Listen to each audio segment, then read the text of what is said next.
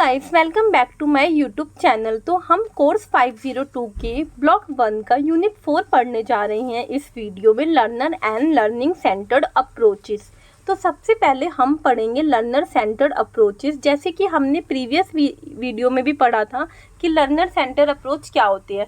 Learner centre approach में जो हमारा सेंटर होता है वो लर्नर होता है। जो भी हमारा स्टूडेंट होता है उसकी सारी नीड्स को, रिक्वायरमेंट्स को या उसको सीखने के लिए क्या क्या स्किल चाहिए उसके बेस पे हम एक्टिविटीज़ को डिज़ाइन करते हैं। तो इसलिए एक्टिविटीज़ जब भी हम डिज़ाइन करते हैं बच्चों को सिखाने के लिए तो हम लर्नर को फोकस करते हैं। The teacher play the role of facilitator. जो टीचर है वो प्ले करता है रोल ऑफ फैसिलिटेटर। और फैसिलिटेटर के रोल में क्या क्या चीज़ें इंक्लूड होती है?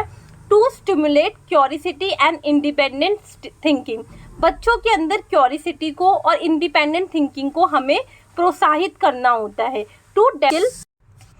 To develop problem solving skill. बच्चों के अंदर हमें प्रॉब्लम सॉल्विंग की स्किल डेवलप करनी होती है। बच्चों को इस तरीके से क्वेश्चंस दे के, गेम्स दे के, एक्टिविटीज़ दे के कि बच्चा अपने अंदर प्रॉब्लम सॉल्विंग स्किल को डेवलप कर पाए।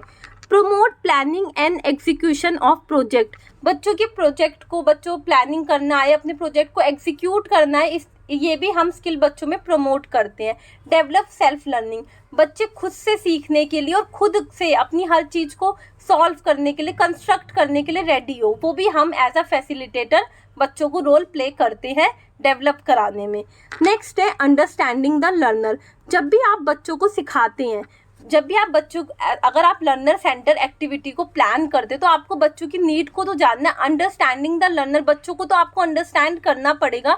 तो सबसे पहले फिजिकल डेवलपमेंट। हम बच्चों की हेल्थ और फिजिकल डेवलपमेंट को पहले फोकस करेंगे, उस हिसाब से हम बच्चे के लिए प्लान करेंगे।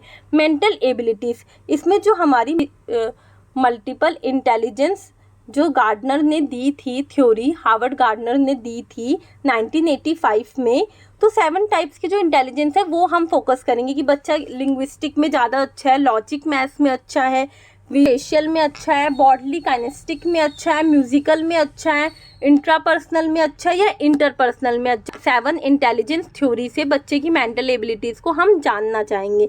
बच्चे की पर्सनैलिटी कैसी है, कि मतलब बच्चा कैसे करेगा, उसकी क्या पैटर्न्स है पढ़ने का, किस तरीके से वो सिलेक्ट करता है अपने पढ़ाई के तरीके को, कैसे अडेप्ट करता है, वो भी हम आइडेंटिफाई करेंगे उस पैटर्न को भी। नेक्स्ट बच्चे का लर्निंग स्टाइल देखेंगे कि हमें क्या लर्निंग स्टाइल अडेप्ट करना है बच्चे को सिखाने के लिए, उनकी नीड्स को पूरा करने के लिए। साथ ही साथ हमें उनको मोटिवेट करना है। मोटिवेशन भी एक बहुत ज़रूरी है, क्योंकि अगर हम बच्चे के अंदर मोटिवेशन ही नहीं देंगे तो वो पढ़ने के लिए कभी भी रेडी ही नहीं होगा। नेक्स्ट है होम एंड कल्चरल बैकग्राउंड। बच्चे का क्या कल्चरल बैकग्राउंड है, उससे हम उसकी, अगर हम उसकी लर्निंग को कनेक्ट करते हैं तो बच्चा सीखेगा बहुत ज़्यादा क्यूरियोसिटी के साथ और एक रीडीनेस, रेडी टू लर्न, कि वो सीखने के लिए तैयार रहेगा। नेक्स्ट इसमें हम पढ़ेंगे Kolb model of experiential learning. तो इसमें क्या है, डेविड कोल्ब थे जिन्होंने एक्सपीरियंशियल लर्निंग का मॉडल दिया था और वो कहते थे सीखना वह प्रक्रिया है जिसके द्वारा अनुभव, एक्सपीरियंस के माध्यम से ज्ञान का निर्माण किया जाता है। मतलब जब हम सीखते हैं तो जो हम अपनी एक्सपीरियंस, जो हम एक्सपीरियंस करते हैं उससे हम नॉलेज का निर्माण करते हैं। ज्ञान की प्राप्ति समझ, अंडरस्टैंडिंग और अनुभव, एक्सपीरियंस से संयोजन से होती है। नेक्स्ट कोल्ब लर्निंग साइकिल क्रा। इसकी शॉर्ट फॉर्म है C for concrete experience, R for reflective observation, A for abstract concept और active experimentation. Next A for active experimentation. तो जो कॉन्क्रीट एक्सपीरियंस है इसमें बच्चे से फीलिंग से लिंक है। नेक्स्ट जो रिफ्लेक्टिव ऑब्जर्वेशन है वो बच्चे की वॉचिंग से है। नेक्स्ट इसी में थिंकिंग से है जो एब्स्ट्रैक्ट कॉन्सेप्ट है, और एक्टिव एक्सपेरिमेंटेशन बच्चे की डूइंग से है। इसमें डाइवर्जिंग आता है। डाइवर्जिंग मतलब फील एंड वॉच, बच्चा फील करता है और देखता है। Next assimilating, think and watch. Assimilating में बच्चा सोचता है और देखता है। कन्वर्जिंग में थिंक एंड डू, करता है। और सब अकोमोडेटिंग, फील एंड डू, और फील करता है फिर करता है। तो मेंटल साइकिल को थोड़ा एक्सप्लेन करके लिख दिया है। इसमें आपका concrete experience, doing, having an experience, करना और एक एक्सपीरियंस को लेना। नेक्स्ट है रिफ्लेक्टिव ऑब्जर्वेशन, रिव्यू करना, जो आपने ऑब्जर्व किया उसको रिव्यू करना और अपने एक्सपीरियंस पे रिफ्लेक्ट करना, आपने क्या सीखा है।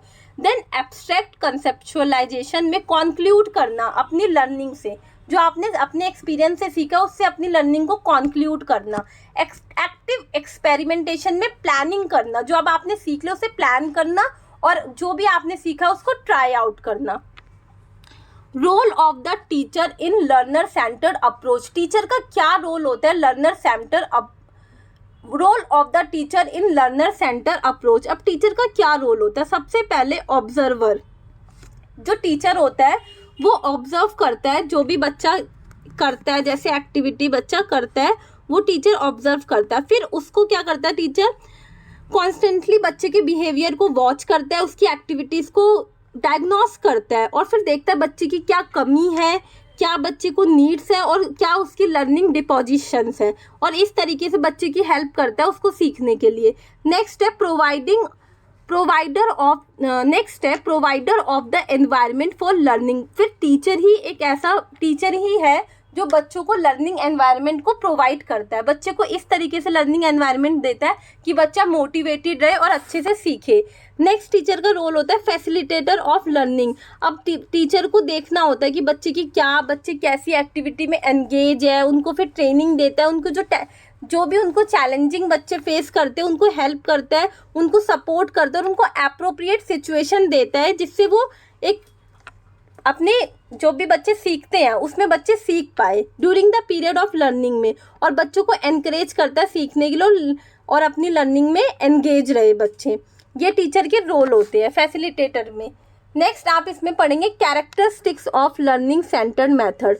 तो कैरेक्टरिस्टिक्स क्या होते हैं लर्निंग सेंटर मेथड के? तो सबसे पहले आपका कैरेक्टरिस्टिक्स है the teacher's role is to coach and facilitate. जो टीचर का रोल होता है वो कोच होता है और फैसिलिटेट होता है। नेक्स्ट है इसके अंदर the teacher students evaluate learning together. जो टीचर होता है स्टूडेंट होता है अपनी लर्निंग को साथ साथ इवेल्युएट करते हैं। टीच यहाँ पे टीचिंग है, teaching and assessing are interwoven. जैसे हम पढ़ाते हैं फिर साथ साथ उसी में असेस करते हैं, ये इंटरवोवन प्रोसेस है। Assessment is use to promote and diagnose learning. और जो असेसमेंट होता है वो क्यों होता है? हम बच्चों की लर्निंग को डायग्नोस कर पाए, क्योंकि अगर हम डायग्नोस कर पाएंगे, अगर हम जान पाएंगे बच्चे को क्या समझ नहीं आ रहा, क्यों समझ नहीं आ रहा, तभी हम बच्चे को रेमीडियल टीचिंग दे पाएंगे। बच्चे की कमी को ही जान के हम बच्चे की उसको स्ट्रेंथ बना पाएंगे। नेक्स्ट है culture is cooperative and supportive. जो भी हम बच्चे को जब हम सिखाएंगे तो हम उसे कोऑपरेटिव एंड सपोर्टिव एनवायरनमेंट देंगे। Teacher and student learn together, तो स्टूडेंट साथ में सीखते हैं। According to Weimer 2002 there are 5 practice that need to change to achieve learning centre teaching. 5 activities दी थी, 5 बेसिक प्रैक्टिस दी थी वीमर ने 2002 में, जिससे हम लर्निंग सेंटर टीचिंग को अचीव कर पाए। The function of content. दो फंक्शन ऑफ कंटेंट में क्या है? नॉलेज को बिल्डिंग करना, बेस बनाना कि बच्चे को हमें जो सिखाना है। प्रैक्टिस यूजिंग इंक्वायरी और way of thinking in the discipline. Learn to solve real problem. Real problem को बच्चा सॉल्व करना सीखेगा, जो फंक्शन ऑफ कंटेंट में है। बिल्ड कंटेंट को बनाना सीखेगा, फिर उनको हम स्पेसिफिक लर्निंग मैथोलॉजीज देंगे। Appreciation for the value of content. Student को हम हेल्प करेंगे कि वो अलग अलग तरीके से सीखे, मतलब जो कंटेंट है उसका मीनिंग निकाले। The role of the teacher. Next role of the teacher. Teacher का क्या रोल होना चाहिए? फोस्टर स्टूडेंट लर्निंग को फोस्ट करना। Accommodates different learning style. बच्चों की नीड्स के हिसाब से अलग अलग लर्निंग स्टाइल को अडेप्ट करना। Motivate student to accept responsibility for learning. बच्चों को मोटिवेट करना कि बच्चे अपनी रिस्पॉन्सिबिलिटी को एक्सेप्ट करें और सीखें। Utilise multiple teaching techniques. Utilise multiple teaching techniques appropriate for student learning goals. इस तरीके से मल्टीपल टीचिंग टेक्निक्स को यूज करना जिससे बच्चे की लर्निंग गोल को फुलफिल कर पाए। Design activities in which student interact with material the teacher and each other. ऐसी एक्टिविटी को डिजाइन करना कि बच्चा एक दूसरे से इंटरेक्ट करे और टीचर से भी इंटरेक्ट करे। Inspire and encourage. स्टूडेंट को इंस्पायर करना, एनकरेज करना कि अपनी लर्निंग के लिए वो ओनरशिप ले पाए। The responsibility for learning. Learning की क्या क्या रिस्पॉन्सिबिलिटी होती है? Although the responsibility of learning is share between teacher and student, but it is expected that student take, पर लर्नर सेंटर अप्रोच में ये एक्सपेक्ट किया जाता है कि स्टूडेंट पूरी रिस्पॉन्सिबिलिटी ले अपनी लर्निंग की, क्योंकि बच्चों के अंदर develop learning skill for further learning, become self directed life long learners, बच्चे सेल्फ लाइफ लॉन्ग लर्नर्स बने, क्योंकि जब हम खुद को खुद डायरेक्ट करेंगे सीखने के लिए तो हम एक लाइफ लॉन्ग लर्नर्स बनेंगे। Can and do assess their own learning, अपनी लर्निंग को खुद करना और सीखना। Become proficient eight self assessment, बच्चे प्रोफिशिएंट हो जाए सेल्फ असेसमेंट के लिए। Become proficient with all information literacy skills, ये हमारा रिस्पॉन्सिबिलिटी फॉर लर्निंग में है कि बच्चा कितना रिस्पॉन्सिबल हो अपने सीखने के लिए। The process and purpose of evaluation, integrated assessment, इसमें क्या होता है? असेसमेंट को इंटीग्रेट करना। पीयर असेसमेंट भी होता है और सेल्फ असेसमेंट भी होता है। Student encourage to justify their answer, अगर बच्चों को बच्चा कोई आंसर देता है तो उसको हम एनकरेज करते हैं कि वो अपने आंसर को जस्टिफाई करे। Students and teachers agree on feedback time frames, बच्चे और टीचर होते हैं वो अग्री होते हैं फीडबैक टाइम फ्रेम, फीडबैक देते हैं। Authentic assessment is used through out, पूरे जो भी हम यूज़ करते हैं ऑथेंटिक असेसमेंट को यूज़ करते हैं। फॉर्मेटिव असेसमेंट होता है कंस्ट्रक्टिव फीडबैक के साथ, जो प्रोसेस और पर्पस होता है इवेल्युएशन का। नेक्स्ट है द बैलेंस ऑफ पावर, इसमें क्या होता है? Students are encourage to explore additional content, student को हम एनकरेज करते हैं कि वो एडिशनल कंटेंट को एक्सप्लोर करे और ढूंढे। Student are encourage to express alternative perspective whenever appropriate, हम बच्चों को एनकरेज करते हैं कि अल्टरनेटिव अपना अलग ओपिनियन, अलग परस्पेक्टिव को प्रेजेंट करे। यूज ऑफ मास्टरी और कॉन्ट्रैक्ट ग्रेडिंग, बच्चा मास्टरी और कॉन्ट्रैक्ट ग्रेडिंग को यूज करे। असाइनमेंट्स आर ओपन एंडेड, इसमें असाइनमेंट्स क्या होते हैं? ओपन एंडेड होते हैं। Student take advantage of opportunities to learn, बच्चे एडवांटेजेस ले सीखने के लिए। नेक्स्ट इसमें अब हम टेबल पढ़ेंगे। Comparison among 3 approaches of education. Expect, किस एक्सपेक्ट पे हम कंपैरिजन कर रहे हैं? Nature of knowledge, teacher centred, knowledge exist prior to the learner, teacher centre में जो नॉलेज है वो बच्चों के सामने प्रेजेंट की जाती है। लर्नर सेंटर में होता है knowledge is discovered by the learner, knowledge खुद डिस्कवर करते हैं लर्नर। और लर्निंग सेंटर्ड में होता है knowledge is constructed by the learner, knowledge खुद कंस्ट्रक्ट करता है बच्चे अपने आसपास के एक्सपीरियंस से। टीचर सेंटर में लर्नर और टीचर का क्या रोल होता है? टीचर सेंटर में टीचर एक्टिव होता है, लर्नर पैसिव होता है। और लर्नर सेंटर में teachers make learner active, learner centre में बच्चा जो लर्नर सेंटर में जो टीचर होता है वो बच्चे को एक्टिव करता है, और जो लर्निंग सेंटर होता है वो लर्नर एक्ट करता है और टीचर फैसिलिटेट करता है। टीचर सेंटर में टीचर का जो फंक्शन होता है वो इंस्ट्रक्शन देता है और डायरेक्शन देता है। लर्नर सेंटर में designing learning task and teaching, जो टीचर होता है वो लर्निंग टास्क को डिज़ाइन करता है और अपनी टीचिंग को। और लर्निंग सेंटर में क्या होता है? Facilitate learning and supporting, learning को फैसिलिटेट करते हैं एंड सपोर्ट करते हैं। सिचुएशन क्या होती है? सिचुएशन होती है टीचर सेंटर में स्पेसिफिक नहीं होती, इंडिपेंडेंट होती है। और जो लर्नर सेंटर होता है उसमें लर्नर फ्रेंडली होती है, और जो लर्निंग सेंटर होता है उसमें natural and contextual to learning, natural होती है और लर्निंग के कंटेक्स्ट में होती है। कंट्रोल, जो कंट्रोल होता है टीचर सेंटर में वो पूरा कंट्रोल टीचर के ऊपर होता है, रिजिड होता है, एकदम फिक्स होता है। और जो लर्नर सेंटर होता है उसमें टीचर शेयर करती है और पार्शियली फ्लेक्सिबल होता है, मतलब शेयर करती है इन्फॉर्मेशन को, बट लर्नर उसको थोड़ा सा अपनी ओपिनियन को प्रेजेंट कर सकता है। बट जो लर्निंग सेंटर होता है वो डोमिनेंटली लर्नर कंट्रोल, वो पूरा लर्नर के कंट्रोल में होता है, फ्लेक्सिबल होता है और डेमोक्रेटिक होता है, मतलब बच्चे सीखने के लिए और अपने आंसर देने के लिए, क्वेश्चंस पूछने के लिए बिल्कुल ही डेमोक्रेटिक होते हैं, उनको पूरी फ्रीडम मिली होती है। नेक्स्ट है इनपुट्स, जो टीचर सेंटर है ये फैक्ट्स एंड नॉलेज में होता है, और जो लर्नर सेंटर है कॉम्पिटेंसीज एंड एक्सपीरियंसेस में होता है, एंड जो लर्निंग सेंटर है वो techniques and strategies of learning. Method and approach क्या होता है? इसमें मोस्टली जो टीचर सेंटर होता है लेक्चरिंग, डिमॉन्स्ट्रेशन ऑथोरिटेरियन अप्रोच होता है, और जो लर्नर सेंटर होता है प्लेफुल होता है एंड जॉयफुल मेथड होता है, और जो लर्निंग सेंटर होता है वो एक्टिविटी बेस्ड स्कैफोल्डिंग होता है। करिकुलम प्रिस्क्राइब्ड होता है, जो टीचर सेंटर में जो करिकुलम है वो प्रिस्क्राइब होता है, रिटर्न होता है, ऑलरेडी गिवन होता है।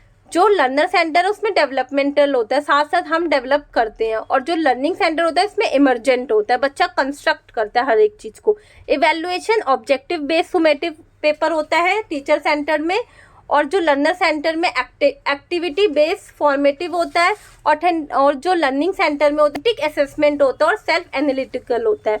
डिसिप्लिन क्या होता है, इम्पोज होता है, बच्चों के ऊपर डिसिप्लिन दिया जाता है टीचर सेंटर में, बिल्कुल एकदम फिक्स रहते हैं, बच्चे बहुत डरे हुए रहते हैं, उनको कोई फ्रीडम नहीं होती है। और लर्नर सेंटर में शेयर्ड पार्टिसिपेटरी, मतलब बच्चा अपनी चीज़ों को शेयर कर सकता है, पार्टिसिपेशन होता है। और जो लर्निंग सेंटर होता है वो सेल्फ कंट्रोल होता है, बच्चा खुद कंट्रोल करता है। तो इसी के साथ हमारा लर्नर सेंटर अप्रोच ख़त्म होता है। नेक्स्ट इसमें हम पढ़ेंगे कोऑपरेटिव लर्निंग। तो कोऑपरेटिव लर्निंग क्या होती है? The cooperative learning model was developed to achieve at 3 important instructional goals. जो कोऑपरेटिव लर्निंग मॉडल है वो मेनली डेवलप हुआ है 3 मेन इंस्ट्रक्शनल गोल्स में: achievement, acceptance of diversity, social skill development. There are 5 basic and essential element to cooperative learning, जो Brown and Parker ने दिया था 2009 में। सबसे पहला है पॉजिटिव इंटरडिपेंडेंस, मतलब जब हम किसी कोऑपरेटिव लर्निंग में जो हमारा डिपेंडेंस हो वो पॉजिटिव हो, जो हम एक दूसरे के ऊपर, जब हम अपनी क्लास के अंदर किसी के ऊपर रिलाय होते हैं वो पॉजिटिव होना चाहिए। Promoting face to face interaction, face to face interaction हो, आपस में बच्चे बात करें, पीयर ग्रुप, टीचर, स्टूडेंट सब एक फेस टू फेस इंटरेक्शन करें। इंडिविजुअल अकाउंटेबिलिटी, बच्चा इंडिविजुअली अकाउंटेबिलिटी हो, जो अकाउंटेड हो जो भी वो करे। सोशल स्किल्स हो बच्चे में, लीडरशिप क्वालिटी हो, डिसीजन मेकिंग क्वालिटी हो, ट्रस्ट बिल्डिंग हो, कम्युनिकेशन हो, कॉन्फ्लिक्ट मैनेजमेंट स्किल हो। अगर कोई कॉन्फ्लिक्ट, लीडरशिप मतलब पूरे ग्रुप को साथ में लेके चलना, काम करना और पूरे ग्रुप में सपोर्ट से काम को आगे बढ़ाना। डिसीजन मेकिंग हो, अगर ग्रुप में कोई प्रॉब्लम हो जाए तो हम डिसीजन लेने के लिए फुलफिल हो, कोई एक ऐसा मेंबर होना चाहिए कोऑपरेटिव लर्निंग में। ट्रस्ट बिल्डिंग हो, आपस में ट्रस्ट हो, कम्युनिकेशन हो, कोई प्रॉब्लम आती तो सब खुल के एक दूसरे से कम्युनिकेट कर पाए। कॉन्फ्लिक्ट मैनेजमेंट स्किल्स, कॉन्फ्लिक्ट्स को मैनेज करने के लिए स्किल्स हो, मतलब अगर कोई प्रॉब्लम होती है और कॉन्फ्लिक्ट्स होते हैं आपस में मेंबर्स के बीच में तो वो मैनेज हो सके। Guidelines for using cooperative learning, क्या क्या गाइडलाइंस गिवन है कोऑपरेटिव लर्निंग को यूज़ करने के लिए? सबसे पहले लिमिट ग्रुप साइज, जो हम जब कोऑपरेटिव लर्निंग को यूज़ करते हैं तो ग्रुप साइज लिमिट होना चाहिए, 3 to 5 स्टूडेंट्स का होना चाहिए।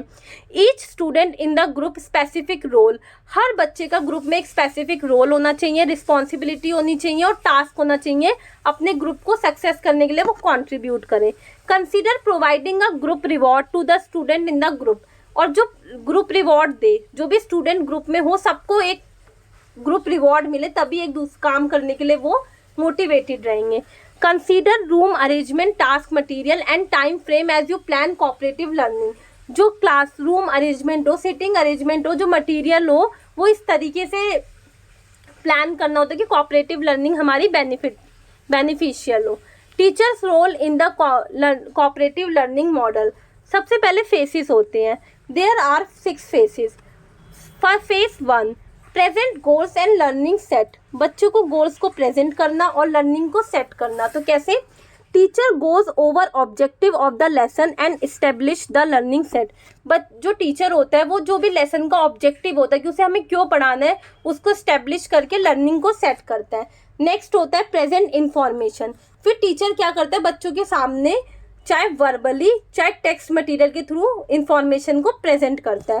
Students into learning teams, teacher explains to student how to form learning teams and help to group to make efficient transition, बच्चे टीचर जो एक्सप्लेन करता है स्टूडेंट को लर्निंग टीम्स बनाने के लिए और फिर ग्रुप को हेल्प करता है कि वो एफिशिएंट काम कर सके। Assist team work and study, teacher assist learning teams as do their work, फिर टीचर असिस्ट करता है किसको क्या काम करना और उस तरीके से बच्चे टीम्स में वर्क करते हैं।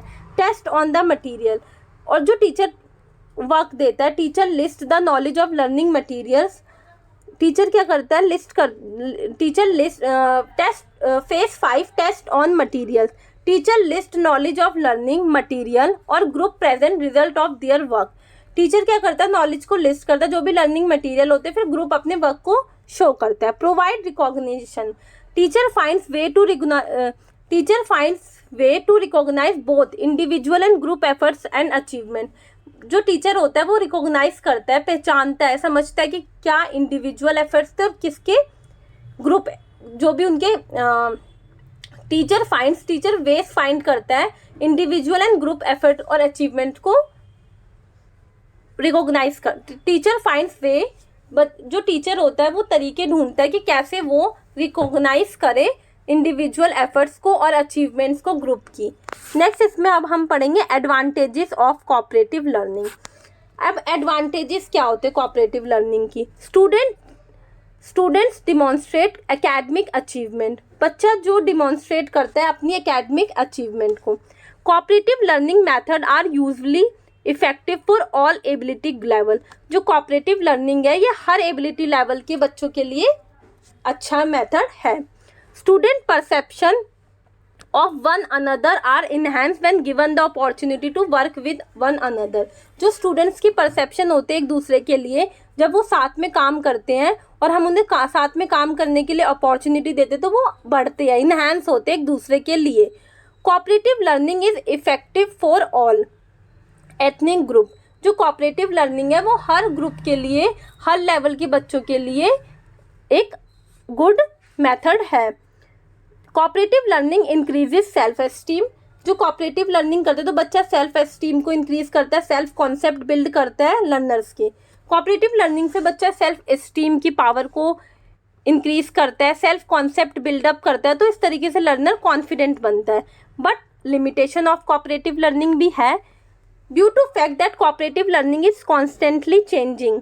जैसे कि अब कोऑपरेटिव लर्निंग है तो हर बच्चे के इंडिविजुअल नीड्स के ऊपर ये वेरी करता है, तो टीचर्स कभी कभी कंफ्यूज हो सकता है कि इसका मेन अपने method lack complete understanding of the method. तो जो टीचर होता है कभी कभी कंफ्यूज हो सकता है कि बेसिकली इसका मेथड क्या है। टीचर्स इम्प्लीमेंटिंग कोऑपरेटिव लर्निंग में ऑल्सो भी चैलेंज, जब टीचर इसको कोऑपरेटिव लर्निंग को अप्लाई करवाता है क्लास के अंदर तो उसके लिए चैलेंज हो सकता है, क्योंकि हर बच्चा, कुछ बच्चे जो स्लोअर होते हैं अपने टीम मेट से तो वो लेस कॉन्फिडेंट फील करेंगे और मे बी वो इग्नोर हो जाए टीम के अंदर, क्योंकि हर बच्चा अब पूरी टीम, क्योंकि टीम तो हमारी हिट्रोजीनियस बनती है, तो जब टीम ही हिट्रोजीनियस बनती है तो सारे बच्चे तो एक जैसे नहीं होते ना, तो जो बच्चे स्लोअर होंगे या जो बच्चों को चीज़ें थोड़ी लेट समझ आएगी तो वो ग्रुप के अंदर लेस कॉन्फिडेंस होंगे, तो वो ज़्यादा अपना इन्वॉल्वमेंट नहीं दे पाएंगे, तो इस तरीके से ये इसका ड्रॉबैक है। नेक्स्ट है अब कोऑपरेटिव लर्निंग के बाद है कोलैबोरेटिव लर्निंग। तो collaborative learning is more generalize approach than the cooperative learning approach. जो कोलैबोरेटिव लर्निंग है ये मोर जनरलाइज अप्रोच है कोऑपरेटिव लर्निंग से, ये ज़्यादा अच्छा अप्रोच है। This approach provide a situation in which 2 or more people learn or attempt to learn together। ये अप्रोच है एक सिचुएशन देता है जिसमें 2 या 2 से ज़्यादा लोग साथ में सीखते हैं।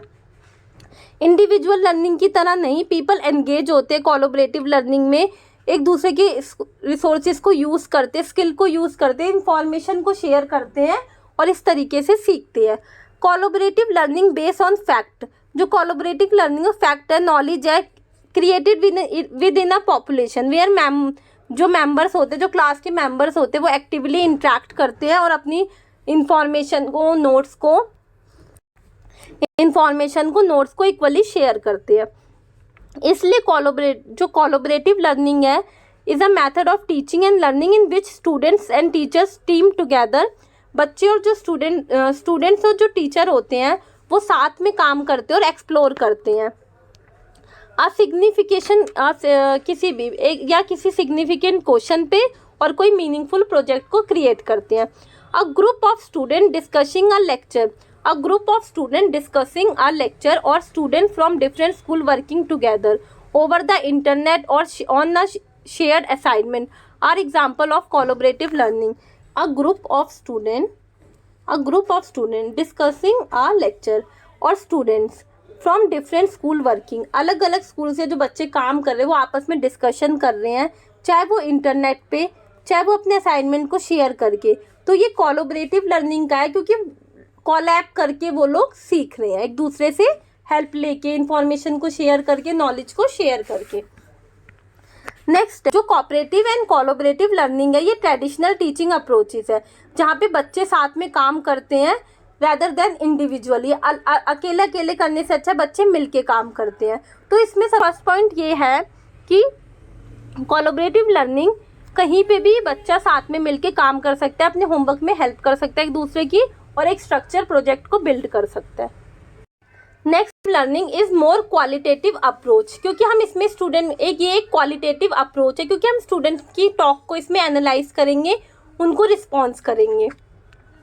नेक्स्ट है in the collaborative learning approach once the task is set. जब कोलैबोरेटिव लर्निंग अप्रोच में टास्क को सेट कर दिया जाता था जो कि ओपन एंडेड होता था, और टीचर सारी अथॉरिटी ग्रुप के मेंबर को दे देती थी, वही अपने टास्क को प्लान करते थे, परफॉर्म करते थे और अपने एफर्ट से उसको पूरा करते थे। बट कोऑपरेटिव लर्निंग अप्रोच में क्या होता था, अथॉरिटी अभी भी टीचर के पास ही रहती थी, उनके पास ही ऑनरशिप रहती थी, वो टास्क को एनालाइज करती थी, मॉनिटर करती थी, गाइड करती थी, सजेस्ट करती थी मॉडिफिकेशन, और अपने ग्रुप पे वो ट्रैक, जो ग्रुप होता था उस पर ट्रैकिंग करती थी कि उनकी प्रॉब्लम सॉल्व हो रही है नहीं हो रही है, और उनको हेल्प करती थी। Collaborative learning truly empower students. जो कोलैबोरेटिव लर्निंग है वो कम्प्लीटली स्टूडेंट्स को एम्पावर करते हैं, various cooperative learning does not. But cooperative learning नहीं करते, क्योंकि कोऑपरेटिव लर्निंग में टीचर सर्व करती है एंड में और बताती है राइट है या रॉन्ग है। टीचर ही अगर उसे सही बोलती तभी वो एक्सेप्ट होता था, गलत बोलते तो ही वो रॉन्ग हो जाता था। Collaboration in education is a dialogue between the student. जो कोलैबोरेशन है वो स्टूडेंट, टीचर एंड करिकुलम, जो कोलैबोरेशन है ये एजुकेशन में वो एक डायलॉग है between student, teacher and the student. Students are viewed as a problem solver. Collaboration learning में जो स्टूडेंट्स हैं उनको प्रॉब्लम सॉल्वर की तरह देखा गया and problem solving and inquiry approaches are employed for emphasizing cognitive skills. This views teaching as a conversation in which teacher and students learn together through a process of negotiation. But जो teacher और student होते हैं वो साथ में सीखते हैं, कौन से प्रोसेस से, नेगोशिएशन से, करिकुलम के साथ। Cooperation on the other hand, जो कॉपरेशन होता है represent the best means to approach mastery of fundamental knowledge. On the other hand represent the best means to approach mastery of fundamental knowledge. जो cooperation होता है वो best approach होता है fundamental knowledge में मास्टरी करने के लिए। Students become convergent, they are ready for collaborative, ready to discuss and assess. Next हम इसमें पढ़ेंगे बेनिफिट्स ऑफ कोलैबोरेटिव लर्निंग। तो सबसे पहले celebration of diversity. Student learn work with all types of people. जब बच्चे सारे अलग अलग टाइप के लोगों के साथ वर्क करेंगे, डिफरेंट कल्चर से होंगे, डिफरेंट ग्रुप से होंगे, डिफरेंट कास्ट से होंगे, और स्मॉल ग्रुप इंट्रैक्शन होगा, तो बच्चों को अपॉर्चुनिटी मिलेगी, डाइवर्स रिस्पॉन्सेस मिलेंगे, जिसके अंदर बच्चे के अंदर एक डाइवर्सिटी बिल्डअप होगी। Acknowledgement of individual differences. जब बच्चे अलग अलग लोगों के साथ वर्क करेंगे तो वो एक दूसरे के इंडिविजुअल डिफरेंसेस को रिस्पेक्ट करेंगे और साथ में कंप्लीट एंड कॉम्प्रिहेंसिव पर्सपेक्टिव को मिलाकर वो वर्क देंगे। Interpersonal development. बच्चे के अंदर खुद को और साथ साथ दूसरों के, अपने पीयर्स ग्रुप को समझने की एक क्वालिटी भी बिल्डअप होगी, जो कोलैबोरेटिव लर्निंग का एक बेनिफिट है। Actively involving. बच्चे एक्टिवली इन्वॉल्व होंगे स्टूडेंट्स के साथ लर्निंग के अंदर। More opportunity for personal feedback. और जब बच्चे अपने पीयर ग्रुप के साथ ही वर्क करेंगे तो वो एक दूसरे को फीडबैक देंगे और बच्चे खुद को भी एनालाइज कर पाएंगे। नेक्स्ट इसमें अब हम पढ़ रहे हैं, एक डिफरेंस पढ़ रहे हैं कोऑपरेटिव एंड कोलैबोरेटिव लर्निंग का। जो कोऑपरेटिव लर्निंग है उसमें फोकस होता था teacher center, more on individual achievement. पर जो कोलैबोरेटिव लर्निंग है वो स्टूडेंट सेंटर है, more on collective achievement. Roles और रिस्पॉन्सिबिलिटी क्या है? Predefined, impose not always, limited responsibility each person for a portion of the work. जो हमारा कोलैबोरेटिव लर्निंग है that is agreed community, participation, work together to solve a problem. पूरा group साथ में work करते हैं प्रॉब्लम को solve करने के लिए। मिशन क्या है? डेलीगेशन ऑफ सब टास्क, डिफरेंट गोल्स। सारे टास्क को हम एक दूसरे को दे के पूरे काम को पूरा कराना। Common task, common goal. Collaborative learning में कॉमन टास्क होता है, कॉमन गोल होता है हर पूरे ग्रुप का। Work, close assignment, predictable process, static. और इसमें क्या, जो हमारा कॉपरेटिव लर्निंग होता है, इसमें असाइनमेंट फिक्स होता है और टेस्ट होते हैं स्टैटिक होते हैं, वो प्रिडिक्टेबल होते हैं। और जो हमारे कोलैबोरेटिव लर्निंग है, उसमें ओपन असाइनमेंट होते हैं, अनप्रिडिक्टेबल प्रोसेस होते हैं और डायनेमिक होता है, चेंजेस होते हैं। कोऑपरेटिव में फिक्स होते हैं, कोई स्टैटिक होता है, कोई चेंजेस नहीं होते, पर ये डायनेमिक होते हैं, चेंज होते हैं। तो गाइस इसी के साथ हमारा यूनिट 4 ब्लॉक 1 कंप्लीट होता है। अगर आपको मेरा मटेरियल यूज़फुल लग रहा है और आपको मेरे चैनल से हेल्प हो रही है, तो प्लीज़ मेरे चैनल को लाइक करिए, सब्सक्राइब करिए। Thank you.